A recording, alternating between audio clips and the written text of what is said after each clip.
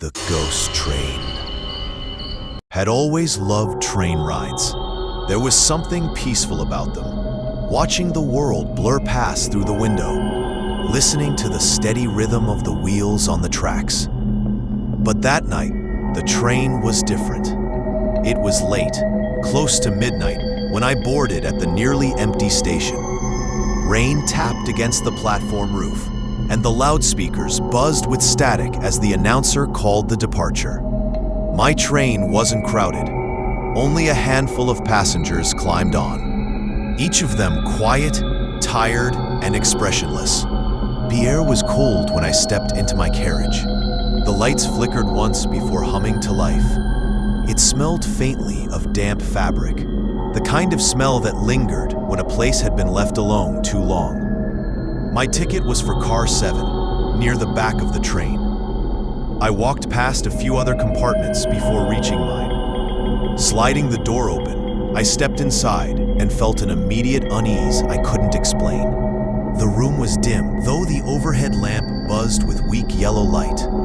The seats were upholstered in dark red fabric, scratched and worn from years of use. The window was streaked with water, the rain outside falling harder by the minute.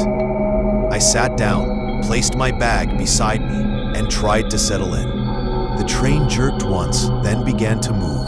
The rhythm of the tracks filled the silence, but somehow the sound wasn't comforting the way it usually was.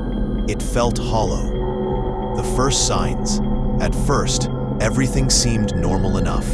I scrolled through my phone, tried to distract myself, but every now and then, I felt the urge to glance up at the glass door leading into the corridor. It was always empty, and yet, I felt like someone was standing just out of view, watching. Around 20 minutes into the ride, I heard it. A faint knock, not from the door, from the window. I froze. Outside, nothing but darkness. The countryside blurred past in the storm. There shouldn't have been anyone out there. No platform, no station, just rain and fields. But the knock came again. 3 slow taps, exactly at the level of the glass. I leaned forward, trying to see through the rain, but all I caught was the faint reflection of my own face. And something else.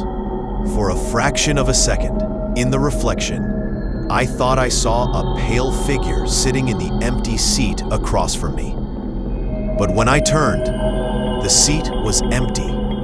The corridor, I told myself, I was just tired.